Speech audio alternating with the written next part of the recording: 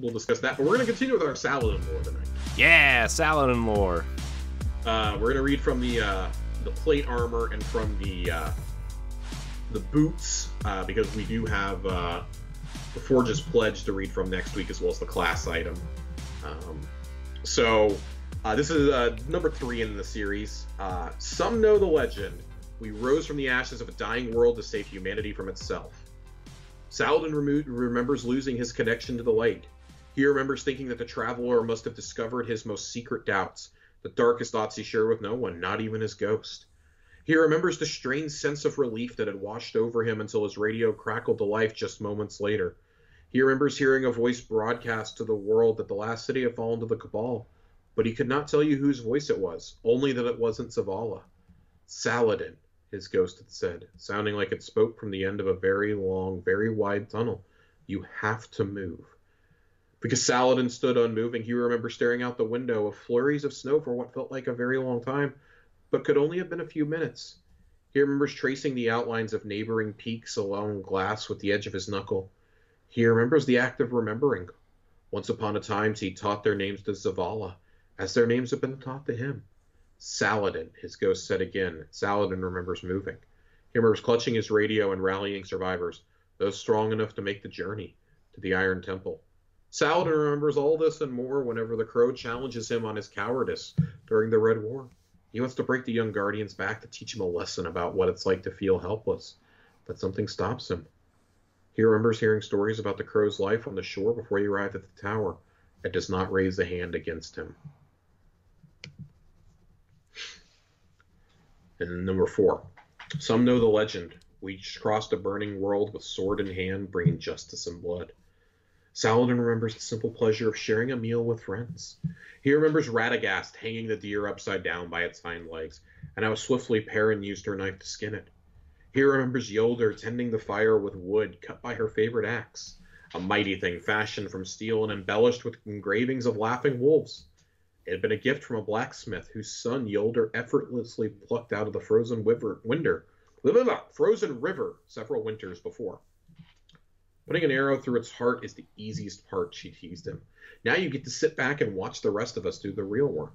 Mm-hmm. Saladin remembers helping anyway, using Yolder's axe to section off a flat piece of juniper to smoke the meat. He remembers the sound and smell of bubbling fat and how the rich drippings had tasted when he soaked them in bread.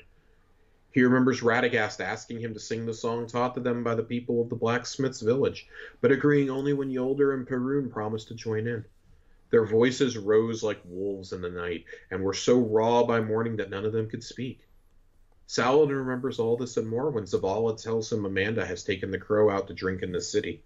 He wonders what song they'll sing, if it's anything like the one he's heard everyone humming lately, even though he hasn't tried it himself.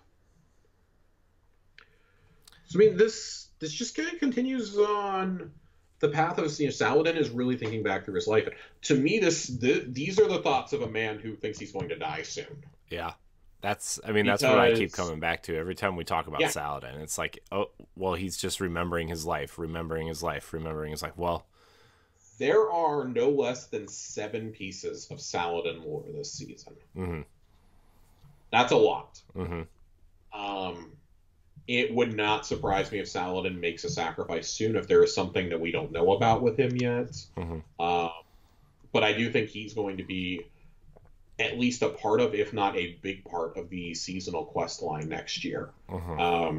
We already know that Efrideet is back there and can come back. We need resolution on the Fellwinter front, and with Anna Bray, Rasputin, and all that. Like, you could easily have a season focused on the remainder of the Iron Lords. Mm-hmm. Which would be cool, because Rise of Iron, that story was really cool. How they were all locked in the Siva chamber or whatever, and then I would like to see a resolution to the Iron Lords for sure. 100%, I would love to see it. I think that there's still a lot to be done here, which I'm very, very excited to see how they do this. Like, Saladin's story is not one that's really told a lot in the lore. Mm-hmm. He's a pretty private guy, but we've been getting bits and pieces of it all year, and now it's just kind of like free-flowing, especially with the betrayal of not Cyrus. Mm-hmm. Faux Cyrus, as we've been calling him here. Faux Cyrus. With his betrayal, I think there's still a lot left to be done, but it's, to me at least, it's clear that Saladin's part in this story is coming to an end. And it kind of harkens back to what he tells us in Rise of Iron, where he says, you're the first of the new Iron Lords. It reminds me, really, of a line that Obi-Wan Kenobi says in the old Star Wars canon that no longer exists now, thanks to Disney. Thanks, Disney. Thanks, Disney. That he tells Luke Skywalker when he's on Coruscant. It's the last time that Obi-Wan Kenobi's Force Ghost appears to him. He says that, he can no longer remain in this world. He's been tethered to it for too long. It's like 8 years after his death. And Luke is crushed by hearing this, but he goes, Luke, rejoice in the fact that you are not only the last of the old, but you are the first of the new as well. And it really feels like that's kind of what Saladin has told our Guardian in a lot of ways. Like, if you read the dialogue that we get when we complete his quest each season, it's been relevant to the season for the last couple of seasons. His distrust of Zavala's methods with Keitel, but he recognizes Zavala as the tower commander, and he'll still follow him in the battle. He'll still follow his commands, even if he disagrees with them. How he isn't sure how we can fight alongside the Fallen, but he hopes to learn from our example. And now we know he's one of the emissaries to Keitel. And that's incredible that, this is a guy, like, we talk so much about Crow's journey and about Zavala accepting Crow, and about how, Mithrax and Saint have come to work together. Very quietly, Saladin being named as the emissary to Keitel kind of shows that Zavala's not fucking around anymore. Yeah. He's sending somebody that he can trust. If things go astray, he can trust Saladin to put them in their place. Yeah.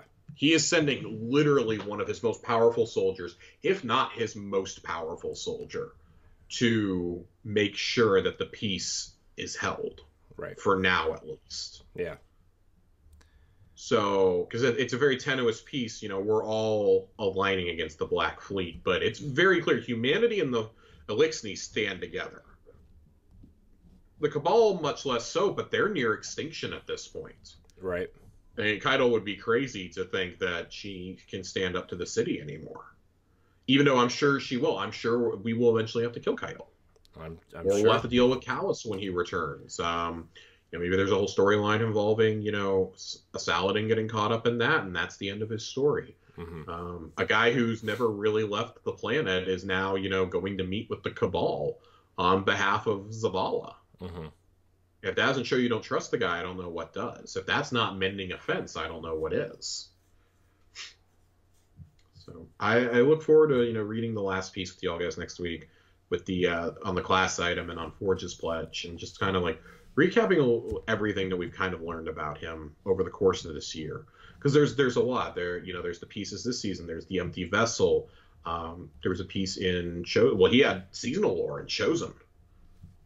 In the Letters from the Front, he specifically has a piece in there. He's talking to us, kind of like guiding us through some of those battlegrounds. Mm-hmm. So, yeah, man, Saladin is I don't know. I'll be sad if something happens to him, but it's gonna be cool when it does. I think that's secretly one of the best strengths of the seasonal storytelling as it exists now, is how much time we get to spend with characters that we used to have to devote an entire expansion to. Right. And we always go back to this starting really with Season of Arrivals is when it started in earnest. Season of Arrivals, we had the banter between Drifter and Eris. A lot of our interactions were with Eris and Drifter all season. With both of them. Drifter with his Umbral machine, Eris with the weekly mission, the Tree on Io. And then, you go into Hunt, and it's Crow, who is, he's really Uldren, but back, and we never really interacted too much with Uldren outside of in some cutscenes. But Spider, when was the last time we'd gone and spent a lot of time with Spider other than getting materials? Probably the Forsaken campaign, I would say. Yeah. You go into Chosen, and Zavala's taken some initiative in past seasons, but you get Amanda in there. You get Saladin in there. When, if ever, have they played into seasonal narratives? I think the last time Amanda was even really involved, I would say would be like Red War. Yeah, maybe. And that was just because she dropped us off on Gaul's ship, basically. Yeah, I mean, I would go as far back as like the Taken King when her and Cade, take Aerys' ship. Mm-hmm. With any importance. Yeah, I mean, you have that, and Splicer. We continue to see Amanda stepping up in that. We continue to get bits and pieces of Saladin, but it really focuses a lot on Saint and Mithrax's rivalry and then friendship. By the end, he's willing to die for these people. He's willing to die for the Elixni. And Saint spent his entire life crusading against them up to this point. He, a whole season focused on him, who we haven't had any focus on since we rescued him, really. Right. He's just the trials vendor. And, now he's playing into this season. He's out there. Him and Mithrax are basically, it's Bad Boys 4 out there in space. I love it. Who's Mike Lowry? Oh, man. See, I feel like Mithrax has to be Mike. And I feel like Saint is definitely Martin Lawrence. Yeah. Zavala is the reluctant captain. Yeah. And this season, it's so nice to not be focusing on anybody from the tower this season. This season, it's Petra, it's Crow, it's Mara, it's characters we haven't seen in years. But Crow is still at the center of it. And I think that's what, we talked last season, Lakshmi coming into it was a huge surprise when we've never had the factions be a part of this. Now, granted, they were written out at the end because Lakshmi got brutally murdered, but still, progress is being made here. It's true. I really look forward to seeing how we develop these stories because I want to see what comes next with Anna and Elsie. I want to see what's next with Fellwinter. I want there to be an excuse for Efrideet to come back into the picture. I want a seasonal storyline with fucking Shax. Right. How have we not gotten this? If Lenny James is too busy with The Walking Dead, let me tell you, my friends, you can send that man a microphone and have him record his lines on set, and he'll do it.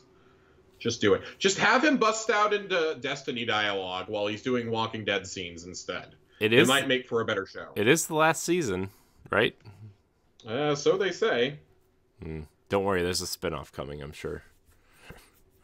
Another one. Corey, take us out of here. Gosh. All right. I want to thank everybody for watching and or listening to Tower Casuals, the Destiny podcast. You can email the show at towercasuals@gmail.com. You can follow us on Twitter and Instagram at